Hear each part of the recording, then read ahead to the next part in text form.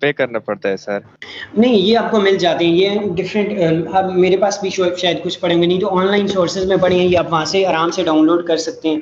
Free cracked form में इनके versions पड़े हुए हैं, ठीक है? और इनमें सब में से जो अच्छा है ना अच्छा। आजकल, जो सबसे ज़्यादा अच्छा है वो आर का सॉफ्टवेयर है। मैंने इस पे थोड़ा-सा ही काम किया हुआ है आर वाले सॉफ्टवेयर पे, क्योंकि ये आर डेटा एनालिसिस सॉफ्टवेयर ये बहुत एडवांस है और ये अभी-अभी कुछ थोड़े से अरसा हुआ है इसको कि ज़्यादा मार्केट वैल्यू इसकी बढ़ी है। तो R is considered a most important data analysis tool in बायोस्टैटिस्टिक, ठीक है? और इसके अलावा SPSS भी कंसिडर किया जाता है। अच्छा, अब हम लोग डेटा मॉडलिंग के अप्रोचेस की बात कर रहे थे, तो डेटा एनालिसिस में कुछ रिसर्चेस ऐसी होती हैं जिसमें हमें मॉडल अप्रोचेस फॉलो करनी पड़ती हैं कि मिसाल के तौर पे फलां रिसर्चर ने ये मॉडल बनाया था, उस मॉडल को हम फॉलो करके अपनी रिसर्च कंडक्ट करेंगे। तो sometimes for the data analysis we need to follow the model approaches कि अगर मिसाल के तौर पे कि आपके पास क्वालिटेटिव डेटा है, लेकिन एक इंडिविजुअल ने, किसी और ने जो रिसर्च कंडक्ट की थी, उसने क्वालिटेटिव डेटा को क्वांटिटेटिव में कन्वर्ट किया और फिर क्वांटिटेटिव डेटा के बिहाफ पे उसने एक मॉडल बना के रिसर्च कंडक्ट की। तो आपको भी क्या चाहिए होगा कि फिर आपको भी उस मॉडल को फॉलो करेंगे ताकि आप डिजायर्ड आउटकम्स गेन कर सकें। So this is the way. अच्छा, फर्दर डेटा मॉडलिंग की बात हमने, सॉरी, डेटा एनालिसिस की बात हमने कर ली। अब इसके बाद हम लोग बस conclusion. The true experimental research design relies on statistical analysis to approve और disapprove a hypothesis. Experimental research design की सबसे बड़ी जो ब्यूटी है वो ये कि ये 100% स्टैटिस्टिकल एनालिसिस पे डिपेंड करती है कि आप हाइपोथेसिस को अप्रूव करें या डिसअप्रूव करें। और मिसाल के तौर पे जैसे हमने अभी बात की थी ना कि एग्जांपल के टाइम पे एक्सपेरिमेंटल रिसर्च में कि एक ड्रग है, आपने क्या करना है कि उस ड्रग का इफेक्ट देखना है हेल्दी इंडिविजुअल पे या कंट्रोल इंडिविजुअल पे और फिर डिजीज्ड इंडिविजुअल पे। तो आपको पता चलेगा कि उसका इफेक्ट डिजीज इंडिविजुअल पे ज़्यादा अच्छा है उस ड्रग का। तो इट्स मीन जो आपकी हाइपोथेसिस होती है, जिस आप में हाइपोथेसिस में आप ये कहते हैं, प्रपोज करते हैं कि this drug is effective against फलां डिजीज, तो आपके पास जो स्टैटिस्टिकल बैक्ड रिजल्ट होते हैं एक्सपेरिमेंटल रिसर्च के, they are 100% based on statistical analysis and align to approve और डिसअप्रूव हाइपोथेसिस। तो आपके लिए बहुत आसान होता है उस हाइपोथेसिस को अप्रूव करना या डिसअप्रूव करना। Further, it is the most accurate type of experimental design and may be carried out with or without a pre-test on at least 2 randomly assigned dependent subjects. तो ये कहा जा रहा है कि जितने भी रिसर्च डिज़ाइन एग्जिस्ट करते हैं, जो भी जिनके पहले मैंने नाम भी ले चुका हूँ, उन सब में से सबसे ज़्यादा जो इफेक्टिव रिसर्च डिज़ाइन है वो कौन सा है? हम लोगों के पास experimental research design, that is most effective. इसी वजह से तो मैंने इसको इंक्लूड किया आपका, क्योंकि जो कोर्स आउटलाइन में वो आपके पास रिसर्च डिज़ाइंस का टॉपिक था, तो मैंने मोस्ट इंपॉर्टेंट सिर्फ इंक्लूड किए हैं। तो experimental research design is the most important research designs. और इसमें एक ब्यूटी ये है कि हमें क्या चाहिए कि हम रेंडमली, एक पॉपुलेशन है, पॉपुलेशन में से रेंडमली कुछ पार्टिसिपेंट्स को पिक करके उनको एज अ कंट्रोल पार्टिसिपेंट्स लेके हम उन पे रिसर्च भी कंडक्ट कर सकते हैं। इससे हमें अपने रिजल्ट्स की एक्यूरेसी पता चल सकती है कि हमने रेंडमली पार्टिसिपेंट्स लिए। अब अगर ड्रग भी हम किसी रेंडम पार्टिसिपेंट पे को एडमिनिस्टर कर देंगे तो इसके इफेक्ट बहुत जर्नलाइज्ड होंगे, कोई प्रॉब्लम नहीं होगा। तो इस वजह से हम कहते हैं experimental research design is the most effective type of research design. Further ये रेफरेंसेस हैं जहाँ जहाँ से ये मैंने लिया और ये मैंने बनाई आपके लिए प्रेजेंटेशन, लेक्चर बनाया, तो ये रेफरेंसेस हैं। और at the end thank you all for joining. तो आज की लेक्चर में हम लोगों ने एक्चुअली डिटेल में बात की कि what are the research designs, what are their important types, what are the characteristics of potential या इम्पोर्टेंट रिसर्च डिज़ाइंस, और फिर उनकी एग्जांपल्स की बात की हमने।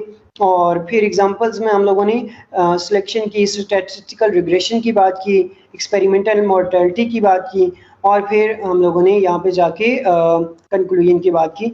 So this was all about research designs and data analysis.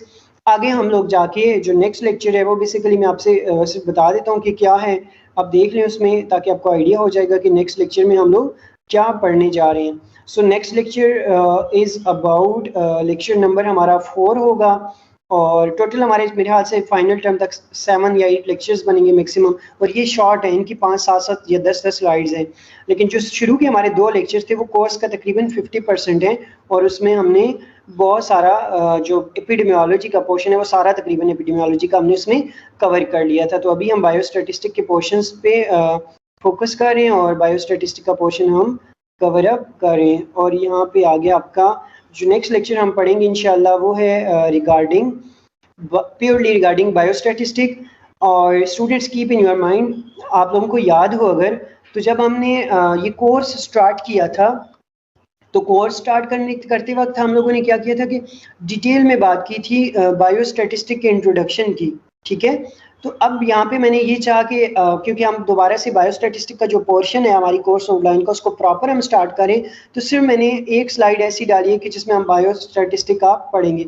जी आफाक बताएं। सर जी, ये आपने जो सर इंट्रोडक्शन बताया था, तो उस टाइम सर पहले दिन था तो ये लड़के नहीं थे ना, और इतने मतलब पॉजिटिव नहीं थे। और सर तो दोबारा सर इंट्रोडक्शन सर थोड़ा उनको सर बताइए लड़कों को। यार वो बात तो ठीक है, लेकिन जब आप लोग फिर लेकिन टॉपिक्स जो हमने पढ़े हुए हैं वो दोबारा रिपीट करने पड़ रहे हैं मुझे। चलिए मैं कोशिश करता हूँ इसमें मैं बायोस्टैटिस्टिक का थोड़ा दोबारा बैकग्राउंड बता दूंगा ताकि समझने में आप लोगों को आसानी होगी। अच्छा, फिर अगर आप मुझसे रिपीट ही करा रहे हैं तो फिर थोड़ा सा ये इसको देख ही लेते हैं। अब ये लेक्चर नंबर 4 है और जिसमें हम प्राइमरी एंड सेकेंडरी डेटा और थोड़ा सा इसमें जो कंटेंट्स हैं जो हम डिस्कस करेंगे इस लेक्चर में, those includes introduction of biostatistic, scope of biostatistic in medical lab technology, फिर data collection approaches, types of data और डेटा एडिटिंग और summary and conclusion.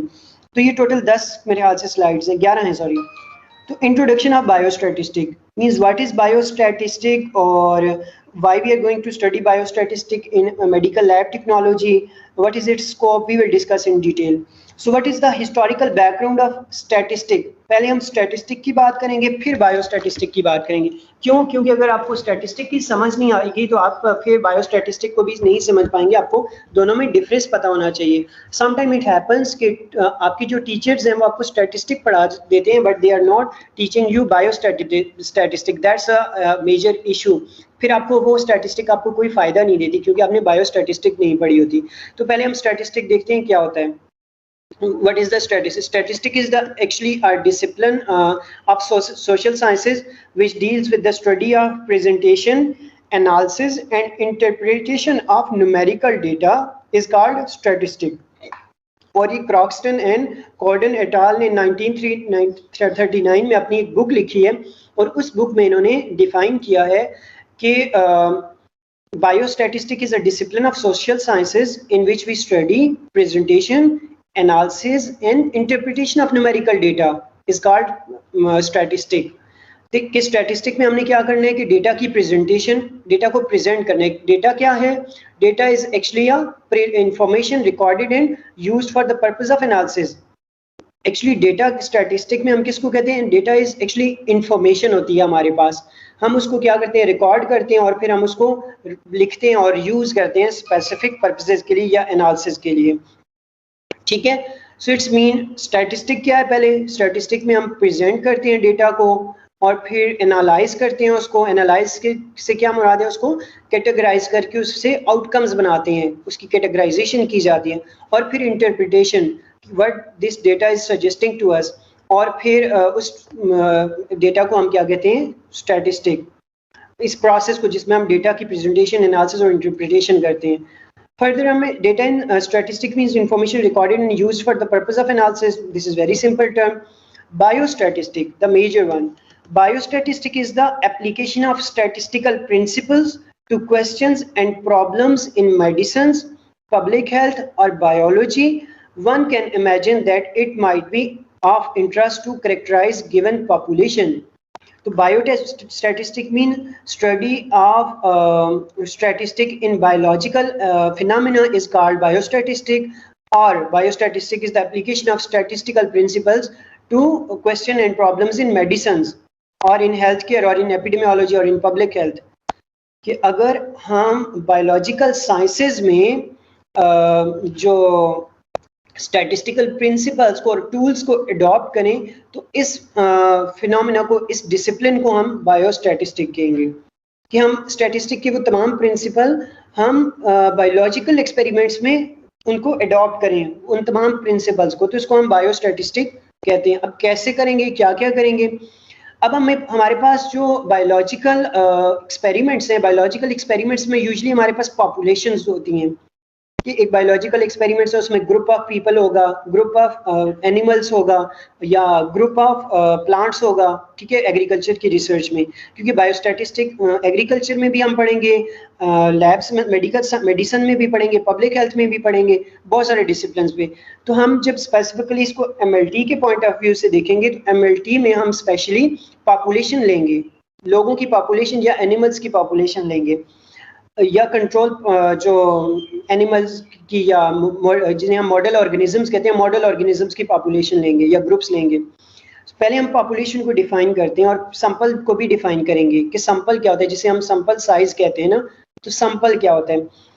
Population is actually group of individual from the same species living together. एक species है, suppose humans की species है, तो same species से एक जगह पे लोग, खास जगह पे लोग रह रहे हैं, तो उसको हम पॉपुलेशन कहेंगे। डिफरेंट जगह पे अगर हम डिफरेंट सेम स्पीशीज के लोगों को देखेंगे तो उनको हम डिफरेंट पॉपुलेशंस कहेंगे, एक से ज्यादा populations. We are the specific subgroups of a population representing in its all feature is called sample size.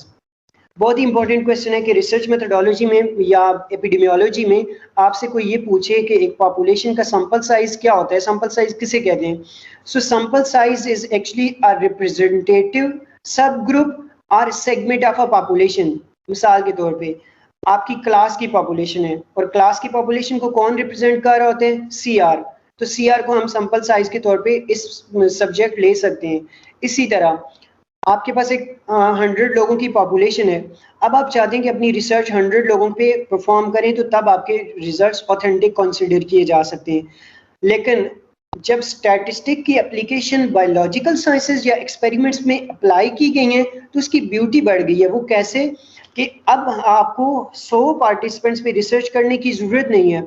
आप स्टैटिस्टिक के टूल्स यूज करके, प्रिंसिपल यूज करके उन 100 लोगों में से कुछ लोग सिलेक्ट कर लें। 100 में से अगर हम 5 या 10 लोग सिलेक्ट कर लेते हैं और उन 10 लोगों पे वो एक्सपेरिमेंट कंडक्ट करते हैं और आउटकम्स हमारी वही हों जो 100 लोगों पे आ रही हैं, तो इसका मतलब है हमने बहुत सारे अपने रिसोर्सेज सेव कर लिए हैं। So this is the advantage of sample size calculation और using statistical application in biological experiments.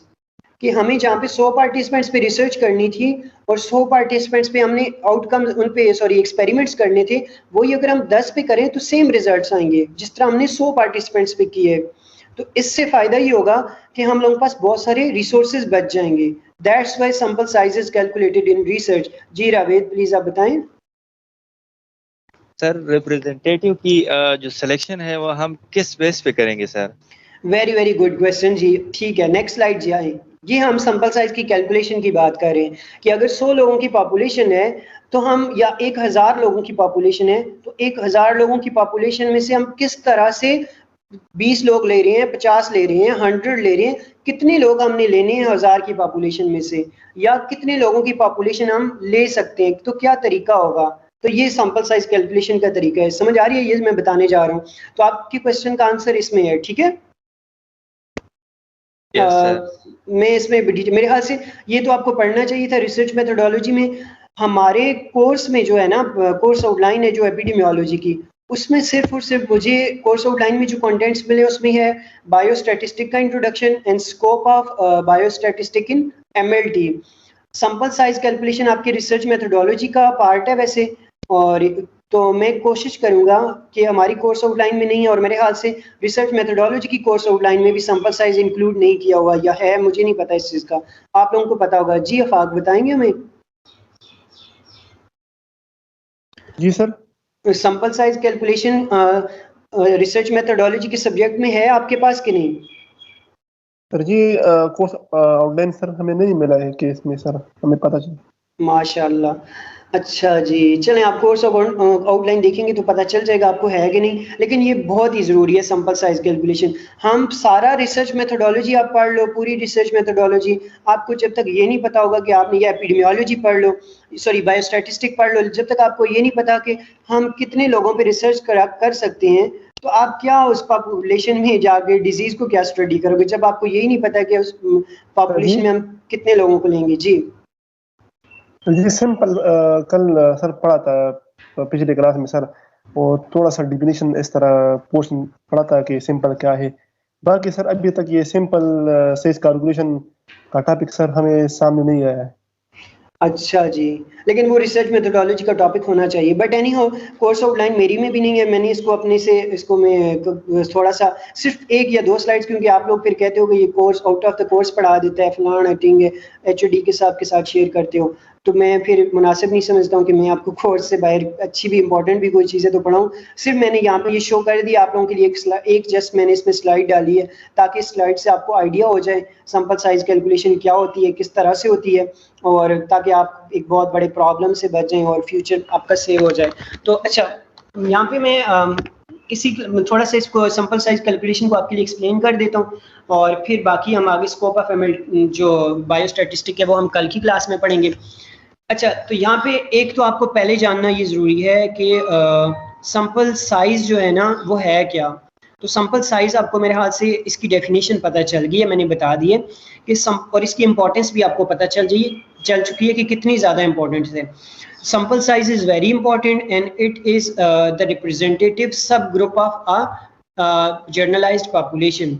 ठीक है कि एक बहुत बड़ी पॉपुलेशन है, उसमें से कुछ लोग आप रिप्रेजेंटेटिव ले लेते हैं, तो इसका मतलब है वो आपकी पॉपुलेशन पूरी के करेक्टरिस्टिक को रिप्रेजेंट कर रहे होते हैं, और उसके भी आप पे आप रिसर्च सिर्फ उन पार्टिसिपेंट्स पे जो सैंपल है उस पर कंडक्ट करते हैं, पूरी पॉपुलेशन पे नहीं करते हैं। जब पूरी पॉपुलेशन पे आपको रिसर्च नहीं कंडक्ट करनी पड़ती, तो इसका मतलब यह है कि आपके बहुत सारे रिसोर्सेज बच जाते हैं, और जितनी आउटकम्स आपके पास पूरी पॉपुलेशन पे रिसर्च करके आती हैं, वही आप थोड़े से सैंपल साइज के भी आप पे रिसर्च कंडक्ट करेंगे तो सेम हमारे पास आउटकम्स आएंगी। अच्छा, सैंपल साइज कैलकुलेशन का फॉर्मूला क्या है, how we can calculate sample size. वैसे यहाँ पे तकरीबन मेरे पास 20 की 25 तक सैंपल साइज कैलकुलेशन की अप्रोचेज हैं, और हर तरह की रिसर्च के लिए हम डिफरेंट तरह की sample size calculation approach follow करते हैं। अब यहाँ पे मैं एपिडेमियोलॉजिकल पॉइंट ऑफ व्यू से ही मैंने एक एग्जांपल कोट कर दी है, ताकि हमारा ये कोर्स के साथ मैच कर जाए जो सैंपल साइज कैलकुलेशन मैं आपको बता रहा हूँ। सैंपल साइज कैलकुलेशन के बहुत ज़्यादा फार्मूलाज हैं, ठीक है, लेकिन एक यूनिवर्सल या जर्नल फार्मूला जो एपिडेमियोलॉजिकल रिसर्च के लिए आप यूज़ कर सकते हैं, वो मैंने यहाँ पे एक्सप्लेन करता हूँ। और इसका मैंने फाइल जो है जिसमें बहुत सारे 10-15 सैंपल साइज कैलकुलेशन की अप्रोचेज हैं, वो मैं उसके आपके पास आर्टिकल या नोट शेयर कर दूंगा। आप वो अगर कोई आप में से विलिंग है वो पढ़ना चाहते हैं तो वो बाद में पढ़ सकता है, वो मैंडेटरी नहीं होगी। एग्जाम का पार्ट सिर्फ ये वाली स्लाइड होगी, इससे ज़्यादा कुछ भी नहीं होगा, ठीक है। अच्छा, for sample size calculation specifically for qualitative variables, qualitative variables की एग्जांपल ये होती है। क्वालिटेटिव वेरिएबल्स हम कहते हैं कि जिसमें हमें क्वांटिटी का पता नहीं होता, क्वालिटी का पता होता है। क्वालिटेटिव वेरिएबल्स में मिसाल के तौर पे हम कहें सपोज हम कहते हैं कि जी मलेरिया तो बहुत आज डिस्कस कर चुके हैं, कोई और एग्जांपल लेते हैं हम। मिसाल के तौर पे हम बात करते हैं सपोज कोई डिजीज लेते हैं जी क्वालिटेटिव वेरिएबल्स में। Yes, cancer is caused by, मिसाल के तौर पे हम कहते हैं कि च्यूइंग, बबल गम च्यूइंग, कि अगर आप बबल गम च्यू करते हैं तो उससे कैंसर के चांसेस, ओरल कैंसर के चांसेस होते हैं। सपोज ये हमारे पास एक टॉपिक है। अब इसमें क्वालिटेटिव वेरिएबल कौन सा है? क्वालिटेटिव से मतलब है कि अब हमें एग्जैक्ट नंबर नहीं पता, जिसमें क्वांटिटी नहीं पता। आप ये कह सकते हैं कि number cancer cases are increasing due to bubble gum chewing, bubble gum chew करने से कैंसर के केसेस बढ़ रहे हैं। अब हमें एग्जैक्ट नंबर नहीं पता। कैंसर अब यहाँ पे हमारे पास क्वालिटेटिव वेरिएबल है, अब उसके कितने केसेस हैं हमें नहीं पता। अगर हमें पता होता कि there are 30 cases of cancer, तो it's mean that will be a quantitative variable.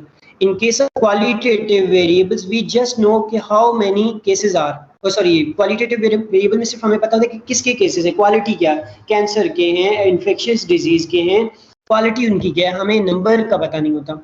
So see over here an example. Suppose an epidemiologist wants to know proportion of children who are hypertensive in a population. Then this formula will be used to as a proportion is a qualitative variable. एक epidemiologist है, वो देखना चाहता है कि how many childrens are hypertensive in a population. ठीक है, कितने लोग हाइपरटेंसिव हैं, हाइपरटेंशन से सफ़र कर रहे हैं, कितने बच्चे हैं एक पॉपुलेशन में, आपने ये फाइंड करना है। अब आपने जब ये फाइंड करना है तो आपने पहले क्या करना है कि सैंपल्स, उस पॉपुलेशन का साइज कैलकुलेट करना है। ठीक है, कि पॉपुलेशन कितनी है, वो आपको कहाँ से मिलेगी कि कितने पॉपुलेशन है। मिसाल के तौर पे you are going to assess hypertensive childrens in population of district Haripur. Afaq, आपको आवाज आ रही है? Yes sir. ये बहुत इंपॉर्टेंट पॉइंट है, इस वजह से मुझे आप लोगों की अटेंशन चाहिए इसमें कि आप लोगों के सपोज आप देखते हैं कि हरीपुर की पॉपुलेशन में कितने बच्चे हैं जो कि हाइपरटेंशन फेस करेंगे, आपकी रिसर्च है और आप सैंपल साइज इसके लिए कैलकुलेट करना चाहते हैं। अब डिस्ट्रिक्ट हरीपुर की कितनी पॉपुलेशन है ये आपको गवर्नमेंट के सेंसस के से मिल जाएगी कि पूरे हरीपुर की कितनी पॉपुलेशन है, या पूरी हरीपुर में बच्चों की पॉपुलेशन कितनी है, ये आपको जो मरदमशुमारी के रिजल्ट्स होते हैं वहाँ से आपको पता चल जाएगी। मिसाल के तौर पर हम कहते हैं हरीपुर डिस्ट्रिक्ट में 10,000 बच्चे हैं। ठीक है, आपको ये पॉपुलेशन पता चल गई कि 10,000 बच्चे हैं डिस्ट्रिक्ट हरीपुर में। अब सैंपल साइज कैसे कैलकुलेट करेंगे? सैंपल साइज के लिए फॉर्मूला है हमारे पास Z1 minus alpha divided by 2 का स्क्वायर और P और 1 minus P divided by D का स्क्वायर। ये फॉर्मूला होगा सिर्फ क्वालिटेटिव वेरिएबल्स के लिए, सिर्फ आपकी इस एपिडेमियोलॉजिकल स्टडी के लिए। बाकी स्टडीज, क्लिनिकल ट्रायल्स या डिस्क्रिप्टिव स्टडीज के लिए, या फिर केस स्टडीज के लिए, या केस सीरीज के लिए, कोहरेट स्टडीज के लिए, या हाइपोथेसिस टेस्टिंग के लिए फॉर्मूला डिफरेंट होगा। ये हमारे पास सिर्फ क्वालिटेटिव वेरिएबल्स या एपिडेमियोलॉजिकल डिजीज के लिए सैंपल साइज कैलकुलेशन के लिए ये फॉर्मूला हम यूज करेंगे। अब इसमें हम कैसे पता चलेगा कि हमने इस डिस्ट्रिक्ट हरीपुर में कितने बच्चों पे, हम अगर बच्चों को लेते हैं अपने एक्सपेरिमेंटल पर्पस के लिए तो वो फाइन है कि वो 10,000 बच्चों को हम के भी आउटकम्स रिपोर्ट कर रहे होंगे, तो कितने बच्चे हमें चाहिए होंगे 10,000 पॉपुलेशन की बच्चों के लिए सैंपल साइज क्या चाहिए होगा।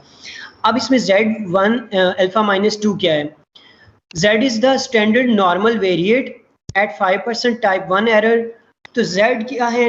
नॉर्मल वेरिएंस है, मतलब कि पूरी जो पॉपुलेशन है ना आपके पास, उस पॉपुलेशन में कितना वेरिएंस एग्जिस्ट करेगा बिटवीन द वेरिएबल्स, इसकी वैल्यू है Z। और ये क्या होता है एट अ 5% टाइप, और इसमें एरर के चांसेस, मिसाल के तौर पे हम कहते हैं कि hypertensive is the proportion of hypertensive in district Haripur, sorry, the proportion of hypertensive children in district Haripur is 5% या sorry 15%। अब 15% अगर हम कह रहे हैं तो हम पहले तो ये देखेंगे कि उस पॉपुलेशन में हाइपरटेंशन के कितने फैक्टर्स हैं, उन सब का, और उसमें कुछ एरर भी हो सकते हैं। जैसे हमने कंफाउंडिंग वेरिएबल्स की बात की थी रिसर्च डिजाइंस में, तो हाइपरटेंशन के साथ तो बहुत सारे वेरिएबल्स एग्जिस्ट कर रहे होंगे। तो Z एक्चुअली हम क्या करते हैं कि Z एक जिसे कहते हैं ना ओवरऑल पॉपुलेशन में जो हेट्रोजेनिटी या एरर एग्जिस्ट कर रही होती है, कि पॉपुलेशन सेंसस में जो एरर एग्जिस्ट कर रही है, उसको हम Z कहते हैं। Z में हम पॉपुलेशन सेंसस की वैल्यू डालेंगे और साथ में एरर की भी इंडिकेट करते हैं कि P की वैल्यू हमारे पास 0.01 है, तो इसका मतलब है अल्फा की वैल्यू 0.5 सेलेक्ट की हुई है हमने। अल्फा का मतलब है 0.5 का मतलब है कि 5% एरर है। ये जो पॉपुलेशन सेंसस हैं ये जो बता रहे हैं कि ये 10,000 की पॉपुलेशन है डिस्ट्रिक्ट हरीपुर में बच्चों की, तो इसमें सिर्फ 5% एरर चांसेस हैं 5% एरर की। और 5% एरर से मुराद ये कि या तो ये पॉपुलेशन जो है बच्चों की ये 10,000 से थोड़ी सी ज़्यादा होगी 5%, और 10,000 से 5% कम हो सकती है, लेकिन एक्यूरेट है 5% एरर के चांसेस हैं। अब फर्दर मैं पढ़ता हूँ, as in majority of studies P values are considered significant below 0.05 hence 1.96 is used in formula. ये 1.96 हम कैसे कैलकुलेट करते हैं, इसके लिए वैसे मैं कल की जो क्लास होगी ना तो मैं सैंपल साइज कैलकुलेशन को रिपीट भी कर दूंगा, क्योंकि इसके लिए पूरी मेरे पास एक इक्वेशन बनी हुई है, पूरा टेबल बना हुआ है। 1.96 वैल्यू आती है आपको, एक होता है कॉन्फिडेंस इंटरवल और एक होता है कॉन्फिडेंस लेवल। ठीक है, कॉन्फिडेंस इंटरवल और कॉन्फिडेंस लेवल में डिफरेंस होता है। ठीक है, और इसी तरह हम लोग एक पॉपुलेशन की जो एरर की वैल्यू है वो 0.5% लेते हैं, और फिर इसके अलावा पॉपुलेशन की जो सेट स्टैंडर्ड्स हैं उन तमाम को कंपेयर करके Z हमारे पास ओवरऑल वैल्यू आती है, जिसमें हम पूरी पॉपुलेशन का सेंसस स्टैटिस्टिक देखते हैं और उसके बिहाफ पे हम वैल्यू डिसाइड करते हैं। तो Z की वैल्यू यूजुअली जो है वो Z1 माइनस अल्फा की जो वैल्यू है वो यूजुअली हम सेलेक्ट करते हैं, Z की वैल्यू वो है 1.96। फर्दर P क्या है, P हमारे पास यहाँ पे ये वाला P, एक तो P वैल्यू है ना, तो P value is a different thing. P value हमें आपने ये रिसर्च मेथोडोलॉजी में कॉन्फिडेंस इंटरवल और P वैल्यू डिटेल में शायद पढ़ा होगा, आगे भी हम इसको एक्सप्लेन करते हैं। P वैल्यू से मतलब होता है कि प्रोबेबिलिटी कि what are the chances of error, probability error की कितने चांसेस हैं। राविद खान बताएं आप प्लीज। जी आपका क्वेश्चन है तो सर मैं यही पूछ रहा था जो अभी एक्सप्लेन कर रहे हैं कि एरर का आइडिया हमें कहाँ से मिलता है सर? एरर का आइडिया के लिए हमारे पास एक टेबल होता है जिसको हम कहते हैं टी टेस्ट टेबल होता है या जी टेस्ट टेबल होता है हमारे पास, या आपने पढ़ा होगा लॉगरिथम लॉग टेबल होता है, ठीक है।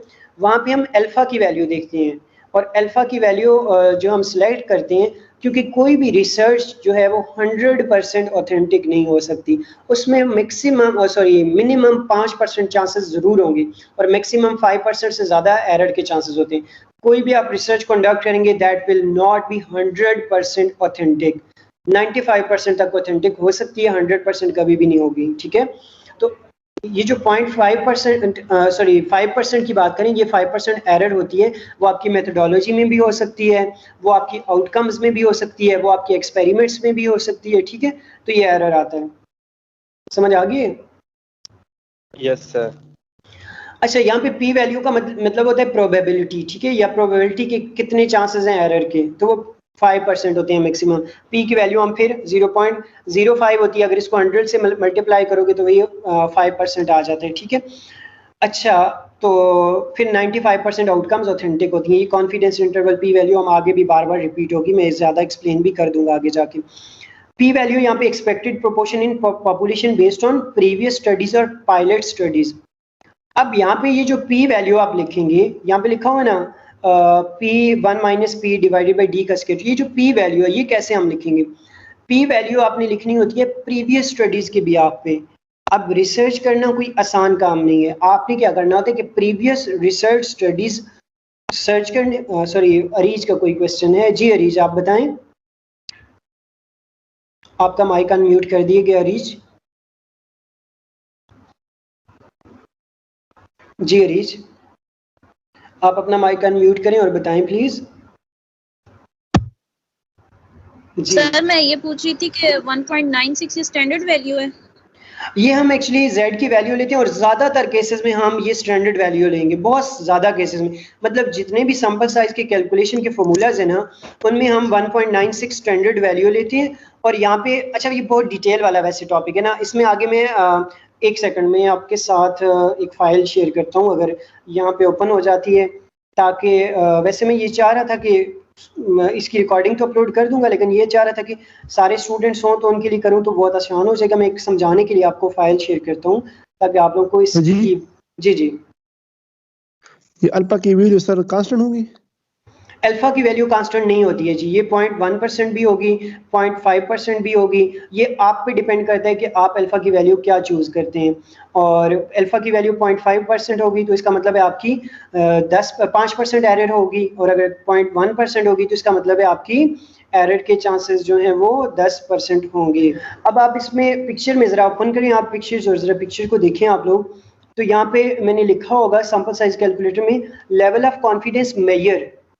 अब लेवल ऑफ कॉन्फिडेंस मेजर की वैल्यू हमारे पास एक्चुअली 1.96 होती है, और ये क्यों आती है? जो Z वहां पे मैंने लिखा हुआ है, describes the level of uncertainty in sample mean or prevalence, and as an estimate of the population mean or prevalence recommended value is 1.96 तो for 95% कॉन्फिडेंस इंटरवल। ये जो 1.96 की वैल्यू है ना, ये पूरी पॉपुलेशन में जो उसकी मीन वैल्यूज हैं और उसमें जो अनसर्टेनिटी एग्जिस्ट कर रही होती है उसके भी आप पे फाइंड की जाती है, ठीक है। और ये स्टैंडर्ड होती है जब भी आप कोई पॉपुलेशन बेस्ड रिसर्च कंडक्ट करेंगे। 1.96 तो नहीं रहेगी सर फिर? देखिए अल्फा की वैल्यू जब 0.5% है ना, सॉरी 0.05 है अल्फा की वैल्यू, तो इसका मतलब है 5% एरर है और 95 कॉन्फिडेंस इंटरवल है।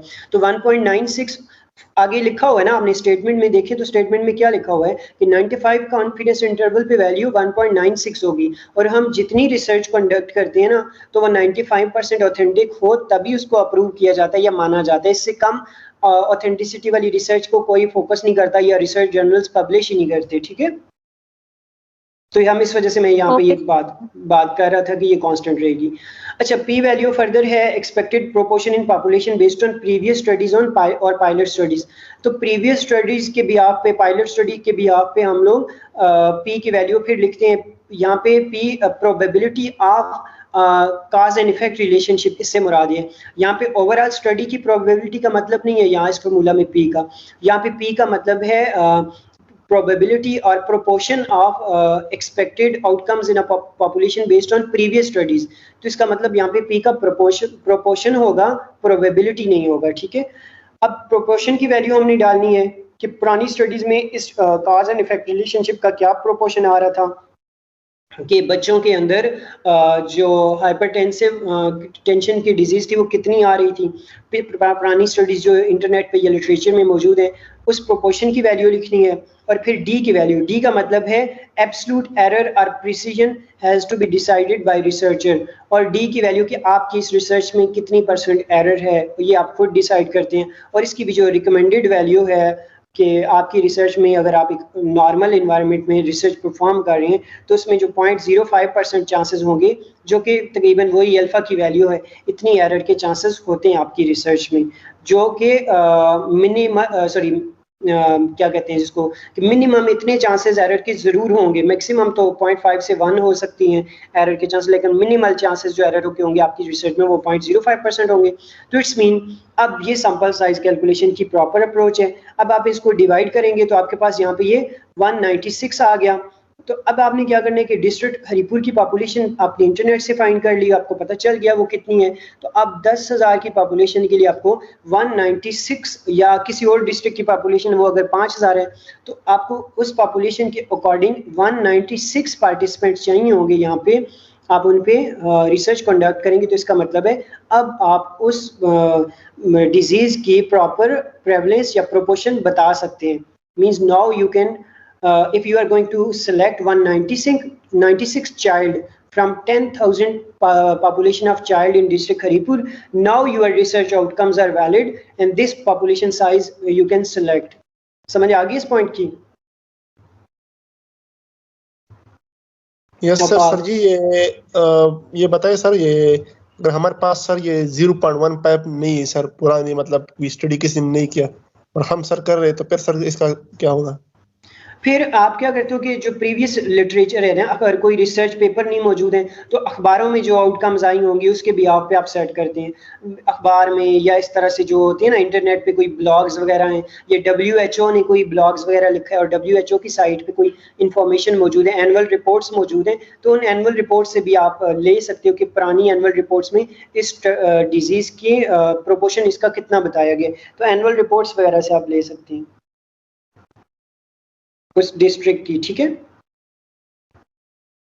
Okay sir. Okay students, thank you so much for attending the online class.